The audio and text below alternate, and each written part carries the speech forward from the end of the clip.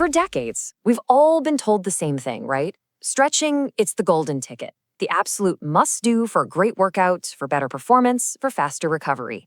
But what if I told you that one of the most common habits in every gym is built on a bunch of myths, and that the way most of us are stretching is actually holding us back? Okay, let's just dive right into this.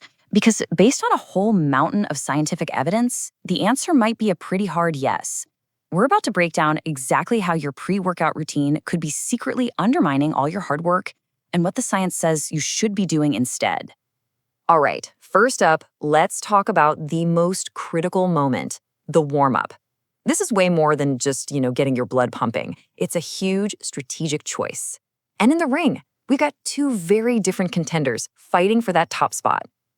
In one corner, we have dynamic stretching, and in the other, the classic old-school static stretching. Now, most people think these are basically interchangeable, but when it comes to getting your body ready for peak performance, they are worlds apart. So let's define our terms.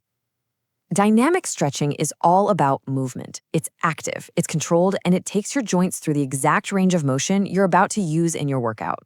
We're not talking about holding a position here. This is all about prepping the body for action. And then we have static stretching. This is what most of us immediately picture when we hear the word stretch. You know the drill. You find a position, you hold it, you feel that pull. It's that classic gym class toe touch. It's simple, it's familiar, and as we're about to find out, it's actually pretty problematic. And the science on this? It's not even a debate. Meta-analyses show dynamic stretching is the undisputed champion of the warm-up. It literally wakes up the connection between your brain and your muscles, it gets your muscle temperature up, and it primes your nervous system. And the result? You can literally jump higher and produce more power. It just works. And here's the real kicker. That familiar static stretch isn't just less effective than dynamic stretching, it can be actively bad for you. It can reduce your strength and basically steal your explosive power right before you need it the most. So how is that possible? Well, it all comes down to one simple number. This brings us to the one rule that changes everything about stretching. This is the line in the sand that separates a totally harmless stretch from a performance-killing mistake. 60 seconds. That's it. That is the magic number. It's the critical tipping point where static stretching goes from being kind of neutral to being actively negative.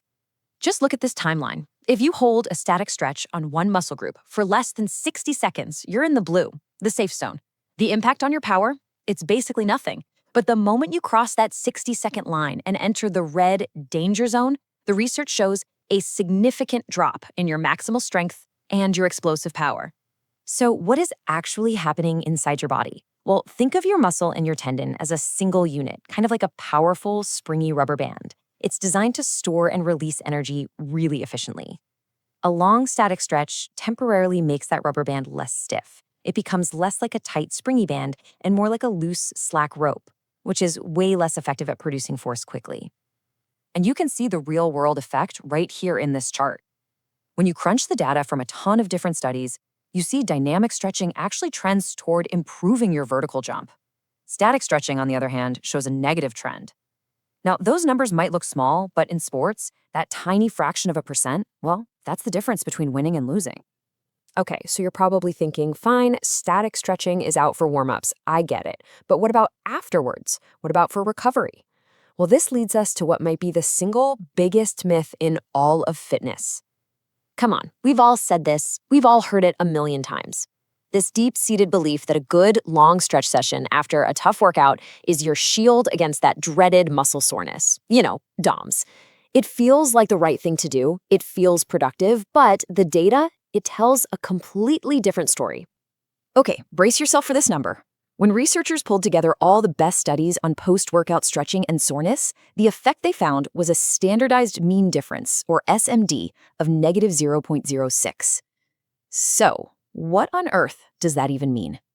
It means this. If you rated your muscle soreness on a scale from 0 to 100, stretching after your workout would reduce that soreness by less than 2 points. It's an effect so ridiculously small that it's considered clinically irrelevant.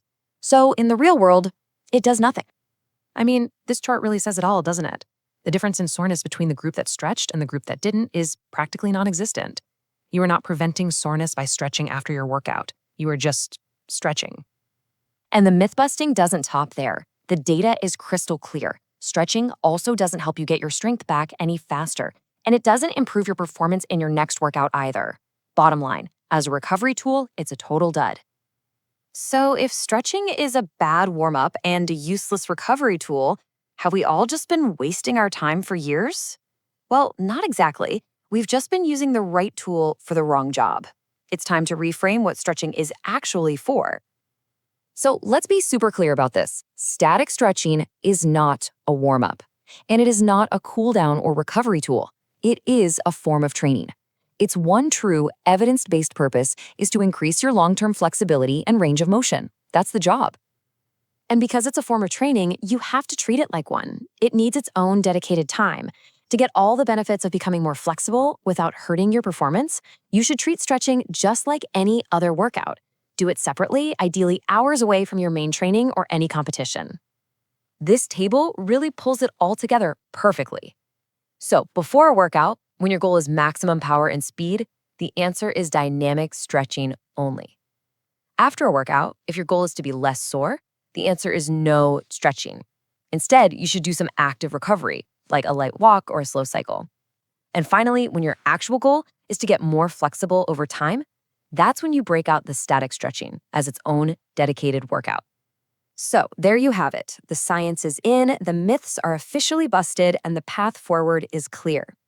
Just by swapping 5 minutes of that old school static stretching for 5 minutes of dynamic movement, you can unlock a whole new level of performance. The only question left is, what are you going to do with it?